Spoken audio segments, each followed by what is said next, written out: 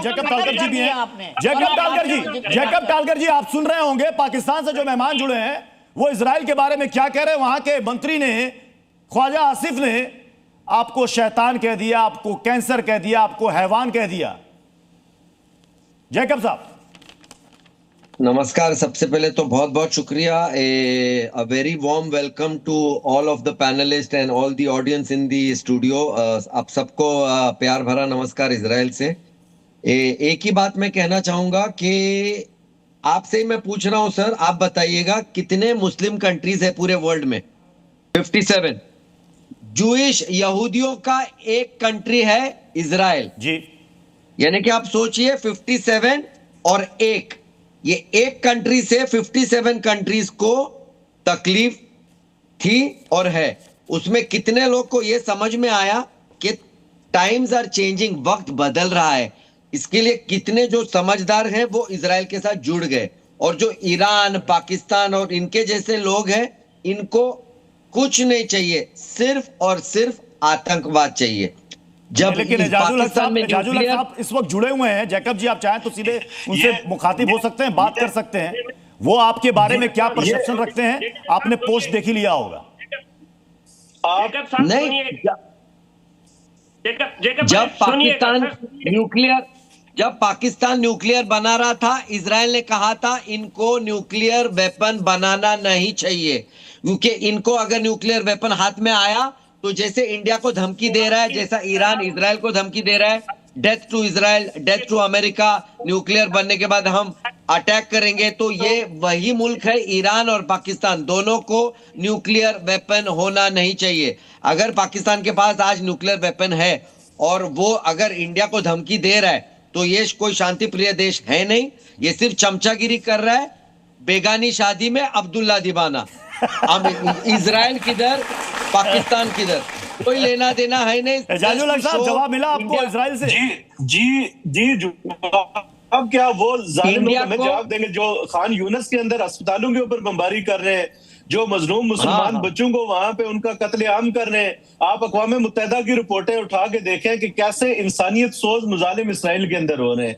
तो मैं समझता हूं कि बिला तफरीक मजहब के पूरी दुनिया को इस टाइम देखें, बरतानिया के अंदर, अमेरिका के अंदर, दुनिया के हर मुल्क के अंदर मुजाहरे हो रहे हैं, प्रोटेस्ट हो रहे हैं इसराइल की जो ब्रूटल किलिंग है उसके खिलाफ। और पूरी दुनिया का के सामने आपका चेहरा आया है और आप इल्जाम पाकिस्तान के ऊपर लगा रहे हैं।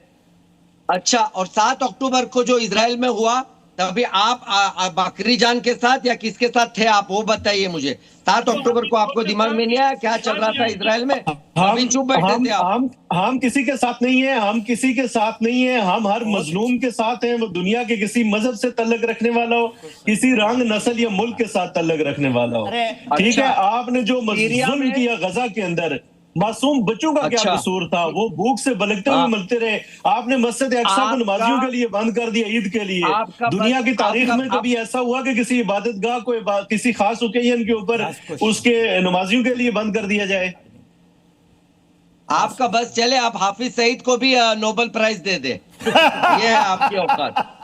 सर आपके पास बस चले, आप याद आ जाता है।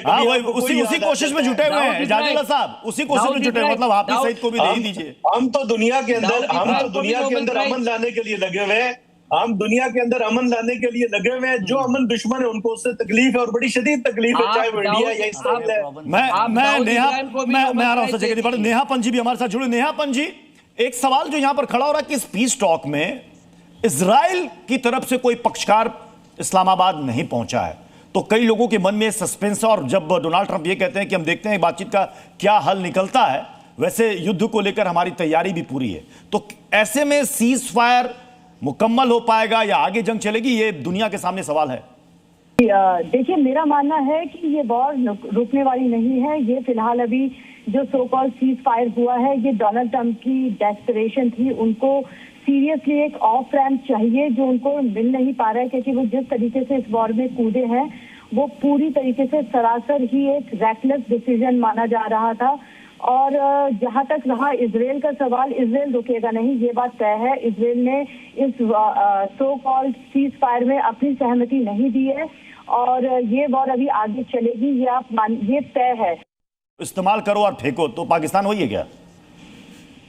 देखिए, मेरे को ये लग रहा है कि डोनाल्ड ट्रंप की बहुत ज्यादा अभी डेस्परेशन है, और उनको, क्योंकि अभी जो ओमान में टॉक हुई थी, आपको याद होगा, ओमान की टॉक को एक तरीके से जब वहां पर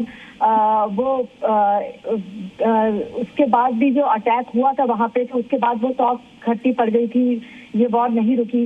अभी डोनाल्ड ट्रंप ने अभी जो पाकिस्तान की तरफ से इश्यू स्टेटमेंट हुआ है, यहाँ पर कई मीडिया जो पंडित हैं, कई एनालिस्ट हैं, उन्होंने नोटिस किया कि जो स्टेटमेंट इशू हुआ उसमें लिखा था from the prime minister of Pakistan. तो ये माना गया कि ये जो स्टेटमेंट है ये अमेरिका ने एज इट इज पाकिस्तान को दिया, और वहां से एज इट इज ये पब्लिश हो गया। तो आपने सही कहा मैम, वो नकल करने के लिए भी अकल की जरूरत है, अकल तो आएगी नहीं। जो मुल्क गधे सप्लाई करता उससे इतनी हम उम्मीद भी नहीं रखते।